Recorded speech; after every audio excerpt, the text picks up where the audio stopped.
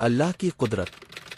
کچھ ہی پہلے حبل دیوتا عبداللہ کی جان لینے پر تلے ہوئے تھے، مگر اللہ نے انہیں بھین چڑھنے سے بچا لیا۔ اس وقت تک ان کے پاس اللہ کی ایک عظیم امانت تھی، انسانیت کی سب سے بیش قیمت متاع تھی۔ جب تک وہ کسی اور کے سپرد نہ ہو جائے، ناممکن تھا کہ عبداللہ اس دنیا سے چلے جائیں۔ اب وہ امانت آمنہ کو سونپی جا چکی تھی۔ عبداللہ سے اللہ کو جو کام لینا منظور تھا وہ پورا ہو گیا تو اللہ نے انہیں اٹھا لیا۔ اب کوئی فدیہ کام نہیں آ سکتا تھا۔ تقدیر کا فیصلہ اٹل تھا۔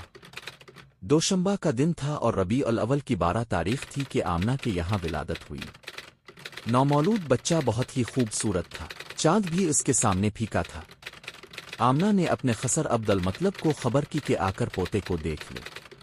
عبد المطلب دوڑے ہوئے آئے اور نظر پڑتے ہی کھل اٹھے کہ ایک تو لڑکا تھا اور وہ بھی عبداللہ کا۔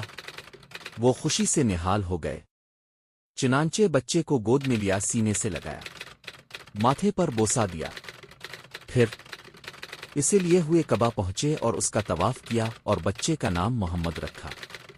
محمد کے معنی ہیں ہر لحاظ سے قابل تعریف، وہ جسے سب پسند کریں، سب اچھا کہیں۔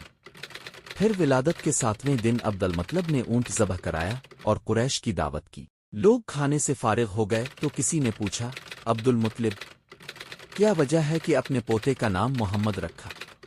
خاندانی نام کیوں نہیں رکھا؟ عبد المطلب بولے، میں نے چاہا کہ آسمان پر بھی اس کی تعریف ہو اور زمین پر بھی، خالق کو بھی وہ پیارا ہو اور خلقت کو بھی۔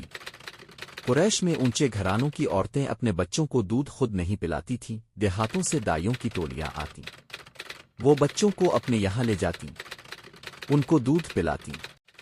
ابھی یہ سلسلہ جاری ہے۔